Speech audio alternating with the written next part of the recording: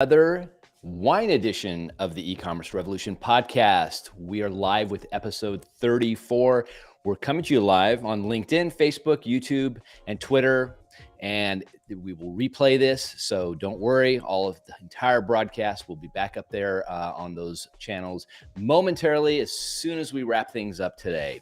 These replays are very important to watch because you can go back, obviously, pause them, check them out, and make sure you catch everything that we're saying because we're trying to bring you very informative content. Thanks again for joining. My name is Ramin. I'm one of the managing partners here at SKU Agency. So let's just get this thing started. This is just the beginning.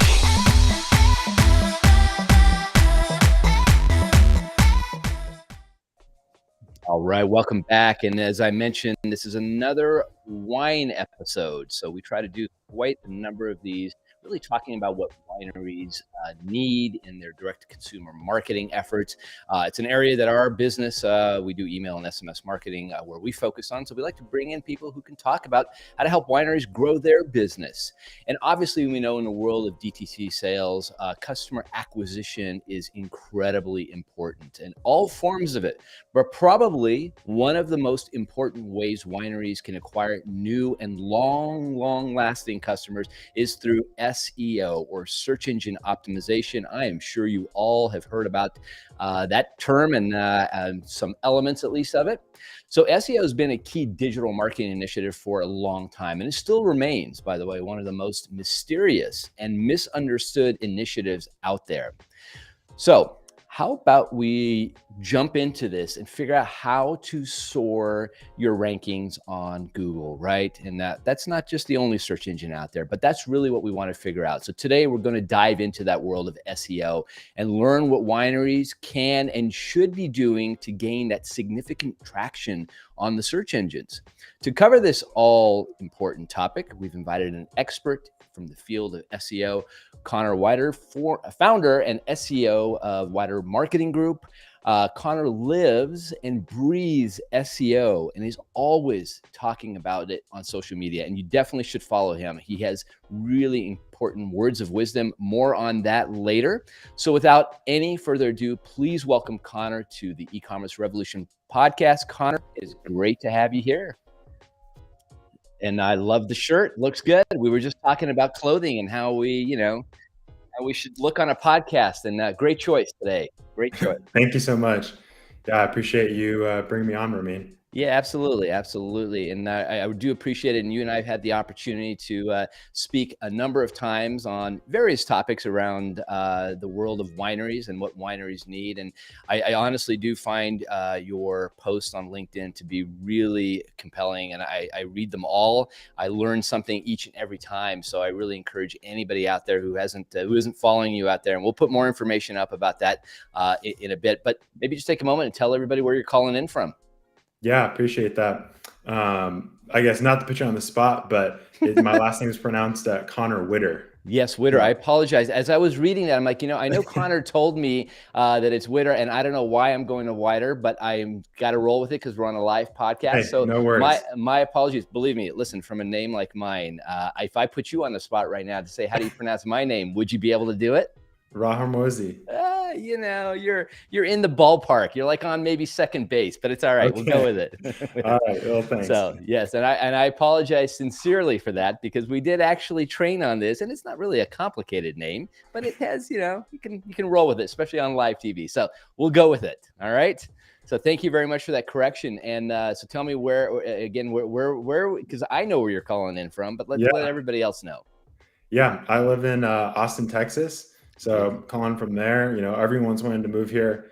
I love to always say I've been here. I was here before it was as crazy as it is now. Yes. But I'm definitely not an original. So I will say that. But I'm glad to be here. Yes, as I am not either. I am not an original here, and we did have that conversation about what that world looked like previously, and I'm sure anybody who's tuning in either live or on the replay who's from Austin and has been a native and been here a long time can say, yes, it has changed dramatically. So maybe just before we get started on the questions, take a few minutes and just tell everybody kind of about your journey. What ultimately led you to, where you are now, and to focusing in on SEO, which, as we said, is incredibly important. I can't say enough about it, but it is mysterious. It is Mhm. still very mysterious, in my opinion, at least. Yeah, yeah. A lot of people like to think of it as search engine magic. I'll say it's definitely not magic. It may seem that way, but there's a Hmm. lot that goes into it. There's a science behind it. Right. But I like most other SEOs, we didn't study SEO in college. It's not Hmm. a degree that you can get. So me, I always grew up wanting to be an engineer, and so I studied engineering, computer engineering in college. Hmm. And so getting into SEO was very natural and easy for me because it's a more technical form of marketing. Um, and so just being entrepreneurial, I was starting businesses, and I had a business Hmm. that had a need for some SEO. And so I was like, hey, how can I get bookings? How can I get leads? How can I get customers through the search engine? Because Hmm. for that business, the search engine was probably the primary way to get customers. And so I started researching that, learning how to do that, and implemented it a little bit for my business. Nice. No longer doing that business anymore, but my wife, actually, she works in marketing as well. She does social media management. And so Hmm. she had a client of hers who was a winery here in the Austin area in Fredericksburg. And so he had reached out and said they needed some help with SEO. And I was very quick to raise my hand and start helping out. Nice. And so from that moment, I just started, consuming everything SEO I could, watching all the videos, reading all the posts, joining the groups, playing with it, learning how to do it. And so it's been a lot of fun. Yeah, that's and we did talk about. I think we joked about how and it's not a joke, because it truly is. It's growing rapidly right here in Austin. Right, the wine scene is growing rapidly, and I love that Fredericksburg area. And somebody else came on a podcast, talked about the new Highway 29, Highway 29 being in that is Highway 290. So Yes, I it know. is yes, it is growing It's quick, and ironic that they're the same. yes, isn't it? Isn't it? Yeah, it's great, and very interesting that your wife was also doing that as well on the social media side of things, and I feel like that's a power situation, power couple there. Definitely two very important elements that wineries need, and yeah, I just want to talk. I mean, a lot of this happened to a lot of businesses, but especially wineries during the pandemic. They were exposed in a good way to the opportunities that online DTC sales could bring them, because nobody could go into a winery anymore. Nobody could visit, at least during that time frame, especially on the California side of things. So with that said, and talk to us a little bit about the growing importance. Do you see more and more wineries now looking for these different channels to help their direct consumer business? Are they actively out there asking, what do I do? What do I do to grow my rankings on Google? Yeah. So I think the pandemic really brought an awareness to a Hmm. pre-existing challenge and issue that existed long before the pandemic. And so I think that brought out a lot of questions of, hey, how do we own the process of selling our wine? Yeah. Especially for DTC wineries, they are not able to rely on distributors to Right. help sell their wine through three tier, and even the ones that do have that channel, Hmm. they want to learn how to do that themselves too, so that they're not solely dependent on the three-tier system. Yeah, and that's And so especially interesting here in Texas too, right? Because that's a bigger direct to consumer is a bigger model here in Texas. mhm, California being more established, right? yep. They're in, they're out there. They're in stores. They have that retail side of it locked down. Interesting. Yeah, and so owning your sales process, owning your sales channels is super important. And so learning how to do that is paramount to your success as a DTC winery. And so Mhm. SEO is just one of the many ways that you can do that. And so I always am an advocate for understanding all the different channels that you can leverage, and Yeah. SEO being one of them. That's good. Well, understanding the importance, we understand, how important, search engine optimization is. And, we talked a little bit about the mystery of it. We don't know all the nuances. And maybe just, if you could just focus and walk a winery that may be listening to this, that maybe isn't doing SEO. What are all the different elements that they need to be aware of? I mean, a lot of times when I speak to businesses that aren't doing it, maybe even entrepreneurs who are getting into it, they think, SEO is just about keyword research and that's it. Get some Hmm. keywords, all good, boom, you're ready to go. But that's not it. It's a Yeah. lot more than that. Expand on that if you could. Yeah. In many ways, I'd say keyword research is the smallest part of it. Mm, It's a tool in the whole process. So I break it up into really three pillars, three phases. Foundational, which is your technical aspects of the website, understanding your strategy, understanding monitoring and tracking, making sure that you know when somebody comes to your website what they're doing, so you can see those patterns. And then the second one would be content. So content marketing. And this is where keyword research comes into it, along with in the strategy side. And so understanding, hey, how can I create content that my customers are looking for, that mhm. they want, that they will that will help lead them to eventually to be a lifelong fan or a customer. And then the last pillar is digital PR, and Mm, this is classically known as link building. And mhm. so really just getting other websites to reference you, getting other websites to talk about your website and pages on your website and link to it. Right. And that, and we'll touch on that, but I always feel that that's the most complicated, most time Yeah. consuming part of all of it. Yeah. Yeah, it's confusing when I talk to clients and prospects. A lot of times, understanding that link building, digital PR is very confusing. They have a Yeah. lot of questions, and so I'm excited to talk more about that later in the Yeah. podcast. Yeah, absolutely. So if I'm a winery and I've just, dabbled maybe in a little bit of SEO, maybe I've, watched a few videos out there. Maybe I've worked with a consultant here and there in Mhm. there. Walk me through a strategy you'd recommend to them. And again, they don't have much going on. They have a site, they have product, they have maybe just a little bit of content. What would you recommend to them ultimately to gain that dominance on the search engines? You mentioned the three pillars essentially of it, but how would you come in, if they have really nothing going on? Yeah, really the first thing, even kind of phase 0, Hmm. is the website. Like, do they have a website that can actually perform? Because Hmm. it makes no sense to bring a bunch of traffic to your website if the website's bad, Right. or if it lacks a lot of features and characteristics that you'd find in a high converting website. So really starting there. So if they're not at that place, then I would generally recommend them to um, work on their website first. Hmm. But once they're ready to do SEO, understanding, hey, what are the technical things that are holding you back from ranking and getting traffic? Because those are the things that you can do you can get the most results the fastest. Maybe not the most results over the longest period of time, but you want to get the foundation right. And so Hmm. starting with that, and then building out to the pre-existing pages on your website, making sure the content is really really strong, on point, and it uses proper keywords and understands user intent for why they would be coming to that page in the first place. Mm. Okay. All right.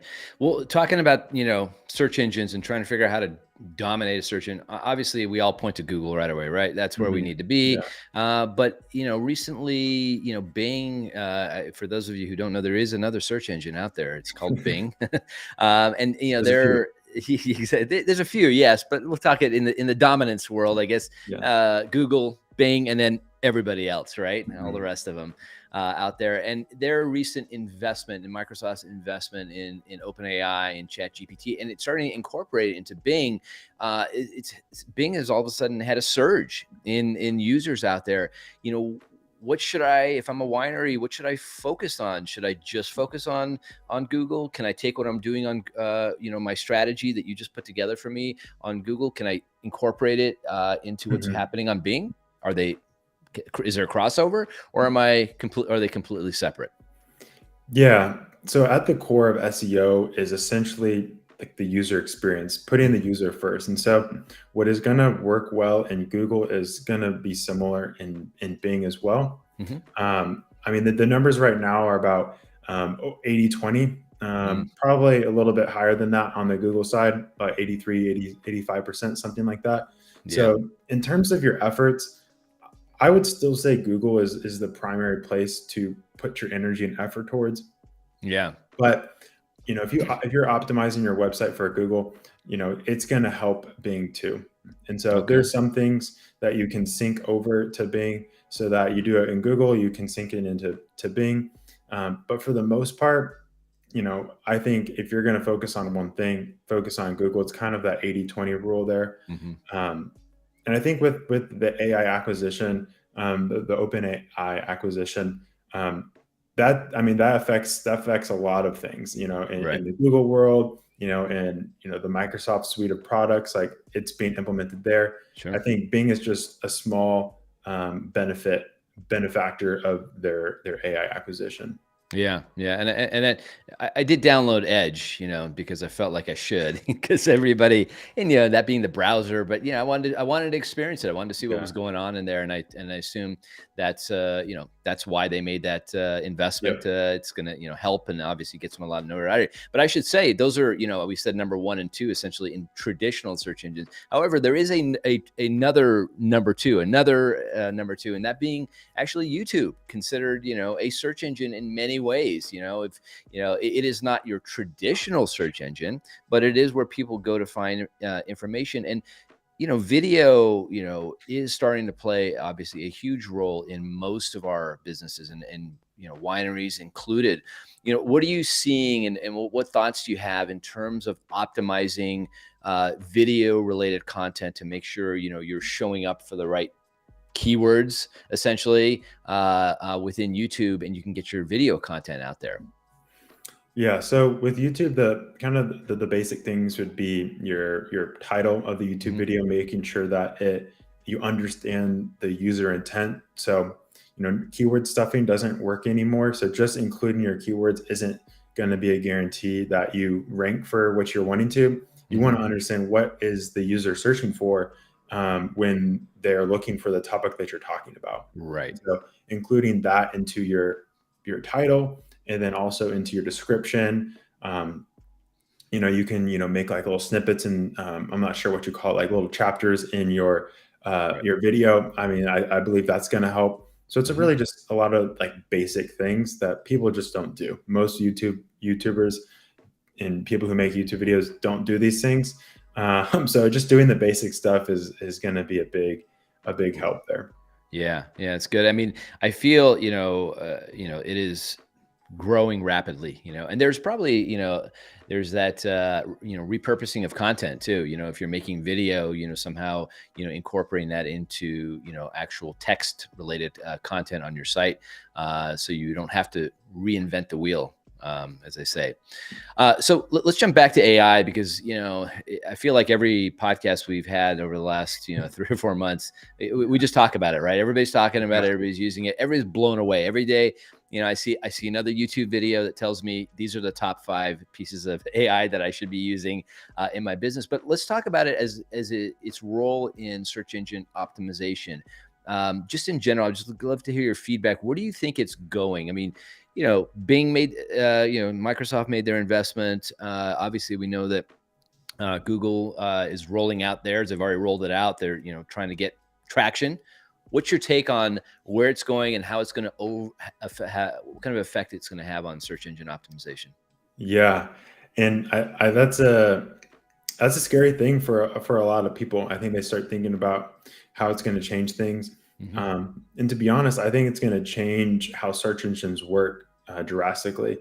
I think right now there's still a lot that you can do for SEO on your website, but the search engines are getting smarter, and there Hmm. will probably be a time when SEO is not going to be what it is right now. Just like SEO 10 years ago, it's completely different now. I think in 5, 10 years, you know, it's not going to matter quite as much if you have schema on your website, or if you have title tags, meta descriptions. Google is going to be able to understand, hey, what is this page actually about? And do Right. users really want to see it? And Interesting. so I think probably the most important thing for other SEOs and for wineries thinking about SEO is Hmm. understanding that this is a constantly changing marketing tactic, and you have to be on your toes at all times and adapting and leveraging these new tools like ChatGPT and Google's AI product. Yeah, yeah, it's yeah, I mean, it is moving so quickly. And my father, I love him. He's not, I wouldn't say, technology isn't something that jumps out at him at his age, but he even knows what's going on. He asks me about it. So it is crossed over everywhere. And I definitely think, what you're saying in terms of SEO, just being aware of it and understanding that it is it's a tool really at the end of the day, right? I mean, that's really what, Hmm. let's not get carried away that it's going to change our, dramatically, change, may save us some time.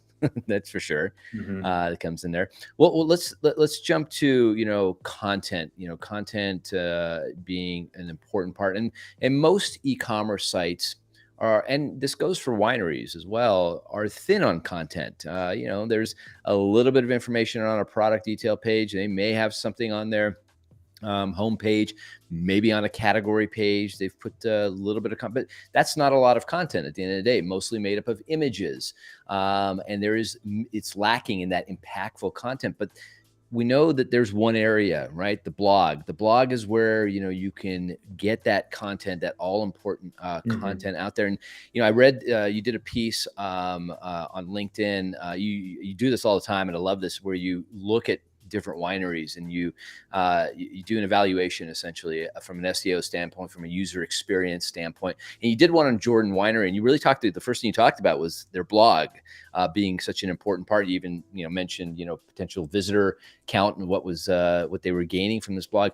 Talk to me about specifically the blogging strategy. What does a winery need to know? Because sometimes I feel that people just, all right, let's just do a blog, let's just do one. What's the strategy behind the blog and the right way to roll it out? Yeah, that's a great question. I kind of the simplest way to think about it is there's really two types of content: Hmm. bottom of the funnel content, and top of the funnel content. And so, really, the purpose of your content, your blog, is to move your customers down the funnel till you can eventually serve them the best by selling them great wine, Hmm. or selling them whatever product or service you're trying to give them. And so, starting out with top of funnel content that's going to get you the most traffic, the most viewers. That's looking at what are people searching for, what things are they interested in, Hmm. and getting them to be aware to awareness. It's awareness, and then for bottom of the funnel content, that's getting them to purchase something. Right. And so, if I were a winery and I were building out a blog, I would probably focus the majority of my time on creating bottom of the funnel content, Okay. because that's going to be the stuff that creates the most results the fastest, Hmm. and create revenue right away. And Right. so I would start there.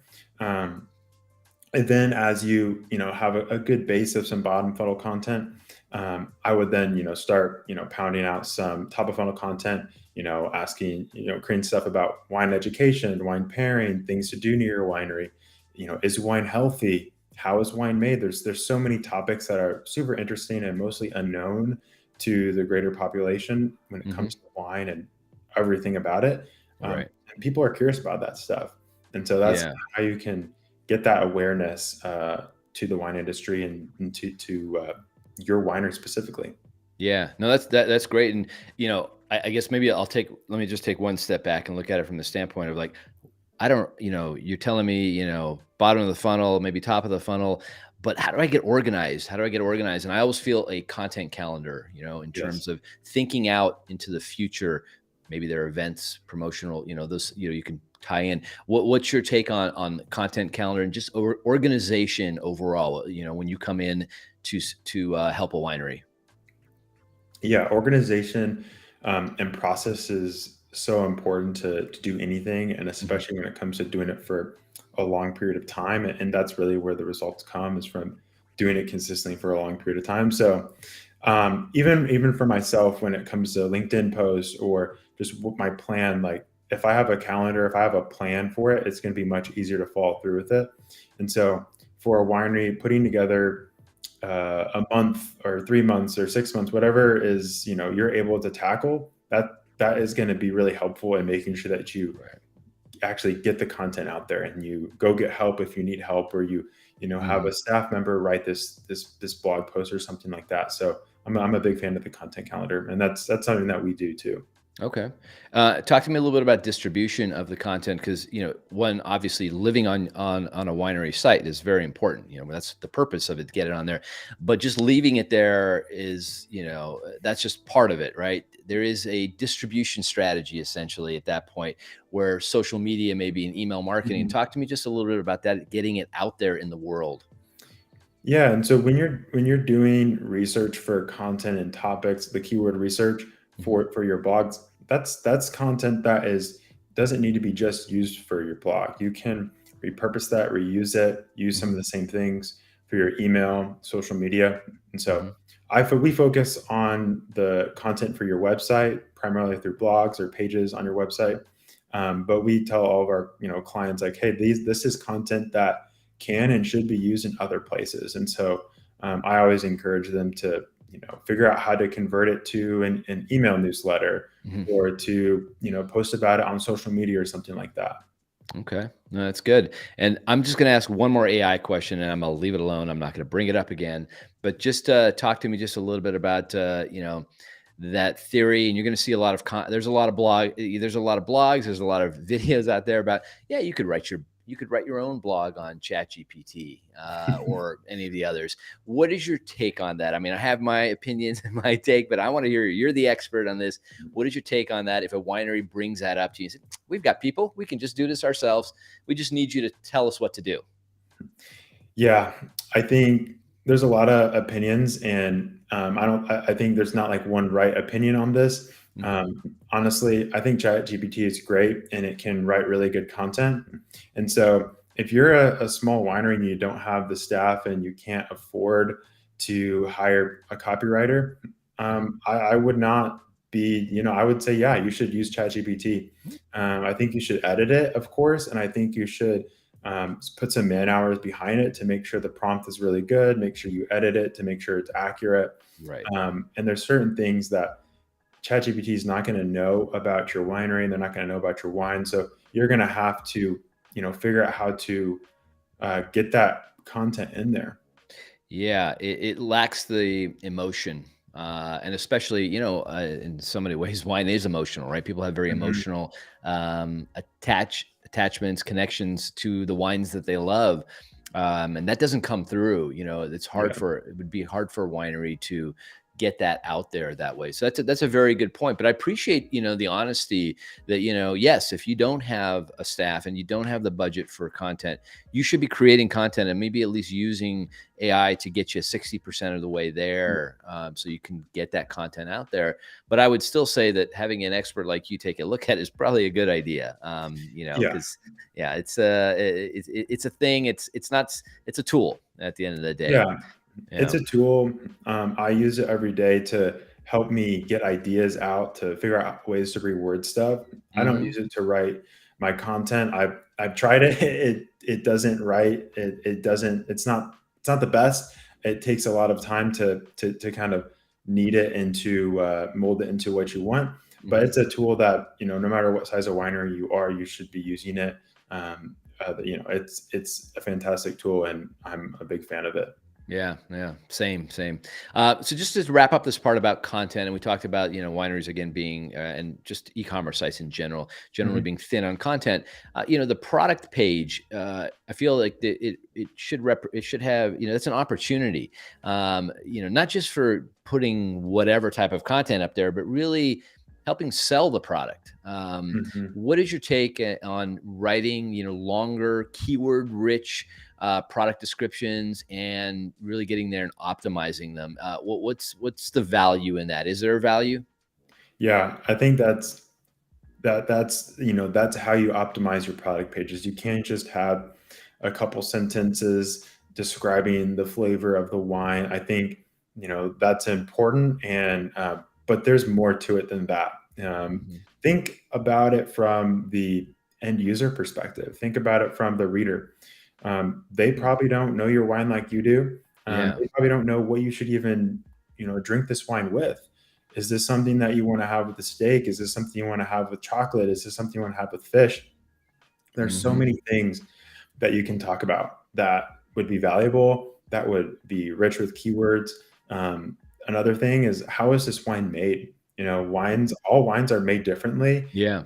Every wine has a different story, has a different, how where it came from. There's something behind it. Hmm. Just tell it. There's information and content that's great. So just putting it on there is the first step. Yeah, I think, and that's a great actionable step. I mean, anybody who's listening to this, go back, and spend some time. I mean, I don't know, open up Chat GPT and see if it can get you 60% of the way there. And then, really put in that personal touch. Because as you said, Connor, this is like you as the winery owner, your wine better than anybody else. You've got direct access to the winemaker. Get that information and get it on the screen so people Hmm. can read it. So, Yeah. Love excuse me.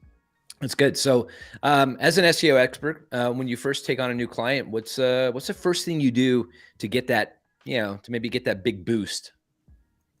Yeah. So the first thing that we do, even before they become a client, is to do a traffic projection. And Mhm. so that's, the thing that as a marketer, you have to think about it, from a business perspective too. Your job is to make them money. Your job is to improve in their business, the Mhm. top line, the bottom line, all of it. And so we start there because having an idea, a projection of what kind of value is this going to create, helps them understand if this is an investment that they should make or not. So we'll Okay. start there.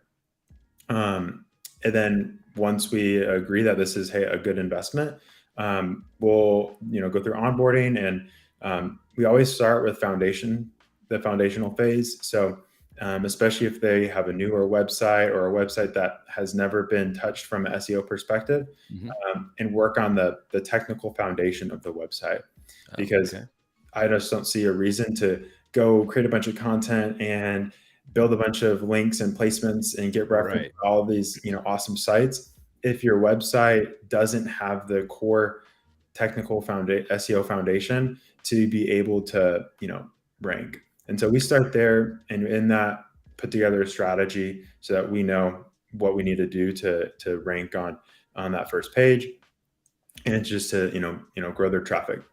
That's great. Hitting the ground running. I think, clients love to see that, right? They love to see, yeah, there are wins that you can get in the early days, right? But this is SEO is a long game. This is not a short Yeah, game. And, for anybody who hasn't maybe experienced and had true SEO work done for them, it doesn't happen overnight. This yeah. is a process, but there's some tweaks here and there that can get a little traction. And I appreciate that you get in there and you look at it from that perspective. And there, talk to me a little bit about local wineries. Are they're a local business, right? They've got local clientele, they've got national clientele, they've got people coming in, flying in, and enjoying the area, and then visiting the winery and buying, and then maybe going home and pushing. But a lot of it happens on local side of things. What are some local SEO strategies that you would recommend to a winery to focus on? Yeah, and so you mentioned getting results quickly and having some of Mhm. those quick wins. Yeah. Local SEO is one of those things because Mm. Google prioritizes the local listings. Things like reviews are a huge factor there. Mhm. Um, Even things as simple as a Google Business Profile posts. Mhm. Those are a way to engage with your customers, to show Google that you are using their platform, that you are relevant, that you're active. And so those are two really big things.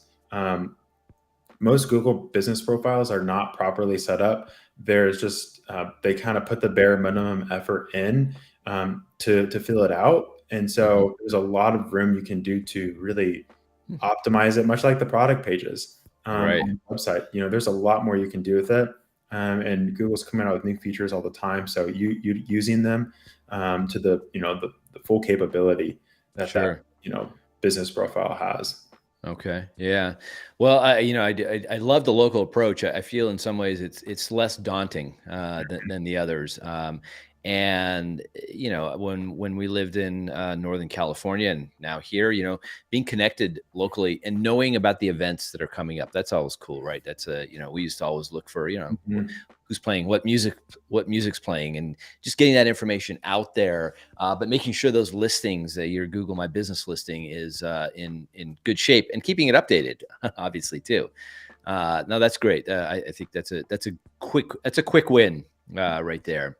It is, Um, and for a lot of wineries, every winery makes mhm, money differently. Some are yeah. more e-commerce focused, some are more, "Hey, we wanna get you into our tasting room." Hmm. And so depending on the winery that you are, local SEO might be a higher priority than some other things. And so Right. that's something that we might start with, and that is like a one-off thing that you can do. So really kind of evaluating it from what are your Yeah. Well, you touch on something interesting, and this wasn't a question I was necessarily going to ask you, but I'm just curious. There are, within a winery business model, there are a number of different channels: tasting room, e-commerce. We like to always feel, and we, kind of focused a lot of this on that online direct to consumer approach. What's your take? When you come into a winery and maybe you hear that they don't want to make e-commerce, it's not as important as maybe a tasting room. What do you do? What do you shift, on your end to make that work for them? Yeah, so if they're not e-commerce website, Mhm, really usually their goal is, from what I've seen, to tell that story, communicate the brand value, mhm. and get people to want to follow along. So a lot of Right. times subscribing to their email list, if they do allocation or something like that, and Mhm. selling them into a membership, something like that. So the blog is going to be big. Um, you would just spend less time on the product pages because those wouldn't be as important. It would be more about the story, more about um, what the brand is about, and the things that make them unique. Hmm, interesting, interesting. Okay. Well, let's let's talk about a daunting, at least from my perspective, the link building side of things. Mhm. We've already touched on it a little bit, but just walk me through, traditional link building. Are we talking, begging for links from sites out there? Are we talking about guest blog posting and asking to get the, what is the go to approach these days?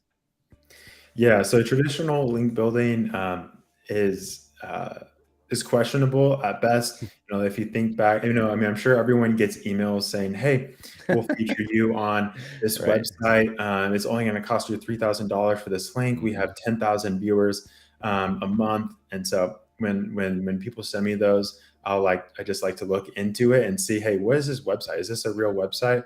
Um, they're usually not, and so unfortunately, there's still some SEOs who are doing that, but that's not gonna help you. Yeah. Google has seen right through that, and they know what a good link is. They know what a legitimate website is, and Mhm. so those things might hurt you, but oftentimes Google just ignores them because sometimes there's links that somebody, a malicious, a bad actor might intentionally try Right. to hurt your website. So Google's not gonna, totally penalize you for some bad links that go to your website. Mhm. But in terms of building links, you want to look at, this is something that we do is we, do a strategy and we figure out what websites do we want to target? What websites, if we get a link there, is it going to benefit you? Are they Right. talking about, wine? Are they talking about, Napa Valley? Are they talking about Fredericksburg? Are they like Mhm. a Texas focused blog? Hmm. Is it something that is going to be relevant to your industry, in this case, wine? And Interesting. then it's just building that partnership, that relationship with those other vendors, those websites, and reaching out to them and providing value. Right. And so even before you get to link building with content, Mhm. content is what is valuable. And so Yeah. if you create really high quality content, but I like to call them linkable assets. Mhm. Um, if you have a linkable asset, they're gonna build links naturally and organically over time. Yeah. And we want to do some of the manual, PR, manual link building to kind of get you that boost so that you can Mhm. start ranking. but long term, you want to be making good content so that links will come organically. Yeah, that's a great point. I mean, that's that natural link building is going to happen because of good content. Yes, to your point, a little more control over the process is a good thing too. But first and foremost, start creating great content and getting it out there to people, and it Yeah. will start doing its thing.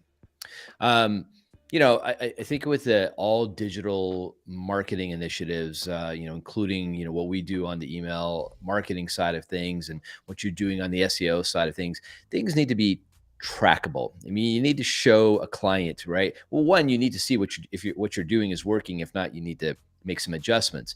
But you need to be able to show the client ultimately that our efforts are producing, Mhm. XYZ in revenue or this much in traffic or whatever ultimately the goal is. What tools do you use for tracking purposes? Yeah, there's a lot of different tools out there. The best is always using Google Analytics. So making sure that Google Analytics is set up on the website before you even start doing anything, Mhm, because that's going to have the most accurate data, the best data. And so that's the primary one. And sometimes we'll funnel that data in through like a Google BigQuery dashboard so that you can see it in a cleaner view, so that you can see what's working. mhm, It's not. There's lots of other third-party tools, Ahrefs, SEMrush, that are going to do similar things and mhm. show similar search data and traffic. Okay, yeah, I've been liking Uber Suggest by Neil Patel. Mhm. Well, he's trying to undercut everybody, I believe. It's great. It's a great keyword research tool. It That's is. It is very good, and he comes in at $29 compared to everybody else. So it he's obviously, I know great time. he knows what he's doing. I think he Yeah. knows what he's trying to get that down there. Well, okay, so we talk about the unknowns, the mysteries of what Google. Google's constantly rolling out updates, which obviously continues to make it mysterious. Like, all right, what's happening next? And there are plenty of sites out there, Search Engine Journal. I mean, you name it. Somebody's talking about the updates. How much emphasis do you put into these updates? Making sure you're up to date on what's happening. How much information does Google give you as an SEO expert on this? And are there any updates that have happened or you have heard are going to happen that are going to be major impacts, have a major impact?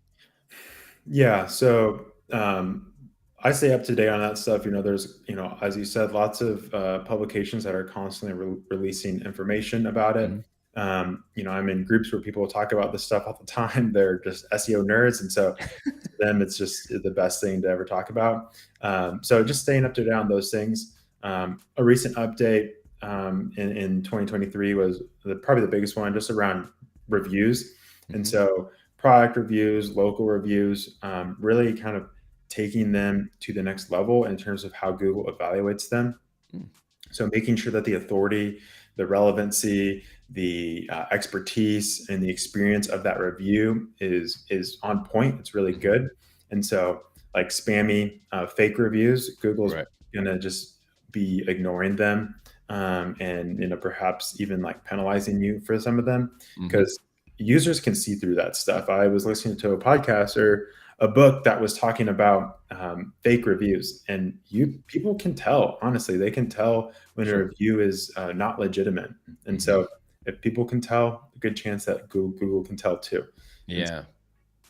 Yeah, that's good, and they roll these out so often. I mean, it would be very difficult for a winery owner, even if they had a small little marketing department, to keep up to date on these things, and also they may get the update, and not really know what that means ultimately, what they need to make adjustments to. All right, I said I wasn't going to talk about AI, but I'm going to do one more thing about because this is you brought up a point here about Google, looking at content. Um, and there's a lot out there, right, about that too. And this is why I think back to the point of if you're going to use AI in any form for SEO purposes to develop content, make it your own because at the end of the day, it's going to understand. I mean, yes, there are sites that can tell you, this sounds like a human. This doesn't sounds like AI. But putting that human touch on it has importance not just for the user experience, but also making sure you don't get penalized for Mhm. that Yeah. fake content. I mean, it's real content, but it's fake in terms of you didn't really do anything. You pushed a button, right? So, Yeah. So, I mean, with that, putting the user first and is mhm, the best practice with SEO. It's really the best practice in like all things marketing, sure. all things, technical. Is this good for people? Is this good for users and not just like good for search engines? That's good to consider and important, but it's ultimately about the user, the customer. So if the content that you are creating from ChatGPT or using AI is good and you've read it and edited it, Mhm, like I don't see an issue with using that as long as it kind of checks the boxes of is it ethical, is it mhm, properly put together. And so I think it's surprising what it can put out, and a lot of these AI tools, Google cannot detect whether it's written by a human mm, or written yeah. by AI.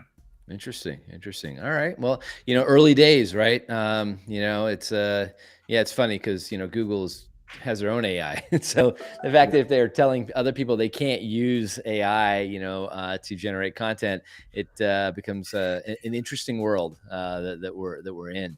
Well, we covered a lot. I mean, this, I feel like if I'm walking away from this, I have a strategy.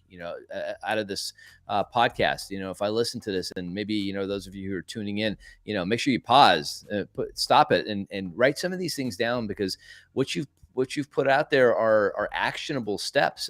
Whether they reach out to you directly and want to work with you to help them devise a strategy, execute a strategy, but just if anything, to get some things done. Get some SEO put together is important. It's an important marketing channel that you cannot you just can't ignore it. It's Mhm. it's not a good idea to ignore it. So, anything we didn't cover? Anything that you want to touch on? Yeah, I think obviously you said it's one marketing channel, but there's many other things to it. Hmm. I know you do email and SMS, so that's super important, especially for a winery. And Yeah. so SEO is going to help with that. If we're bringing traffic, there's going to be a particular conversion rate that you have on collecting those email addresses, and that Hmm. gets funneled into your email marketing. Right. That's going to get more brand awareness. And so even if you are a distribution focused winery, Hmm. brand awareness is how you sell your wine, really. And Right. so SEO is going to put more eyeballs in front of your website. And so it's just one piece of a large a large goal. And so all these little channels are super important. Then so they work best when you're kind of doing them all together and they're helping each other. One lifts another up, they and push another one forward. So Hmm. No, well said. Well said. So I want you, just as we wrap this up, I'd love for you to just take a moment. Think about you're in front of a class. Maybe it's a wine marketing 101 class. Okay, filled with new winery owners or people from the DTC department coming in here, and they're just starting their journey on the DTC side of things, and the marketing side of things. What advice would you give them to get started, to really give them to maximize the potential out there?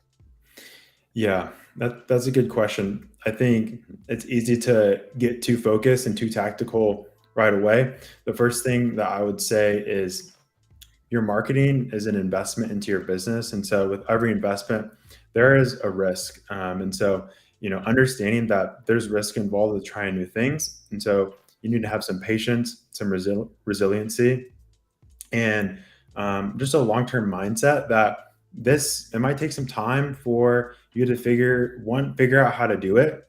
Mhm. And then once you figure out how to do it, it might take some time to tweak it and for the results to happen. So I think having a long-term mindset and just accepting that there's some risk here, and so doing everything you can to mitigate that, and to get the right resources, and learn the things that you can to make that the most fruitful.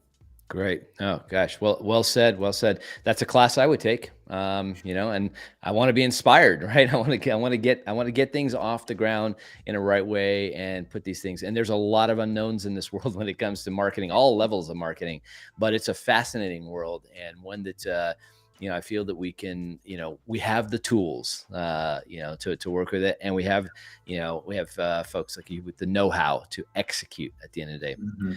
Well, Mr. Connor Widder, thank you very much for coming on the E-commerce Revolution podcast. And so sorry about that butchering in the beginning. It's Don't okay. hold it against me. No, of course No. not. And I really appreciate you coming. Oh, sorry. What's that? I probably butchered your name. Don't worry about it. Everybody butchers my name. That's fine. My poor kids, right? Thank you very much for coming on and talking about SEO. This is, one of those topics that I love to cover. We talk about it all the time, just in our daily lives and as marketing professionals, but to understand strategies that go along with it and making sure that wineries can take this information. And by the way, if you're not a winery and you were listening today, take the same strategies. These are not necessarily, all of them are not relevant just to wineries. They are e-commerce businesses at the end of the day. And Connor, you really put a lot of information. We're gonna splice these up basically, and get these out there because I think people should definitely see. And I just also want to say for anybody who's out there who is on LinkedIn, make sure you go on and really read Connor's stuff. And maybe if you're a winery, and just because you do this all the time, if you want Connor to take a look at your winery website from an SEO perspective and a user experience, I'm sure he'd be happy to do it, wouldn't you? You would like do that and kind of give some feedback out there. He's on. Good. He's on LinkedIn. A lot of great information out there. So thank you very much for coming on the E-commerce Revolution podcast. We look forward to continuing to work with you in the future, and just being connected in this world, and maybe sipping some wine someplace in Fredericksburg at some point. Let's do it. Let's do it soon. I love it. Thanks very much, Connor. We'll see you. All right. Take care. All right. That brings us to the end of another episode of the E-commerce Revolution podcast. And I was serious. You should definitely go check it out. I don't need to say it another time, but it's rare when you come across great content, and he's putting a lot of it out there. That being said, don't forget to check out past episodes of the E-commerce Revolution podcast. They're available on demand on YouTube. This live episode will be up, available on demand shortly after we finish, as we wrap it up. If your winery needs help creating and executing an email marketing automation strategy, visit us at skuagency.com/wine and download a free copy of the 3 must-have email flows for your winery. And we should just take a moment and put up some information about Connor on there. So in case you want to reach out to Connor, you can find him at, we've got the QR code, I believe, up on the screen. Reach out to him. Wealth of knowledge.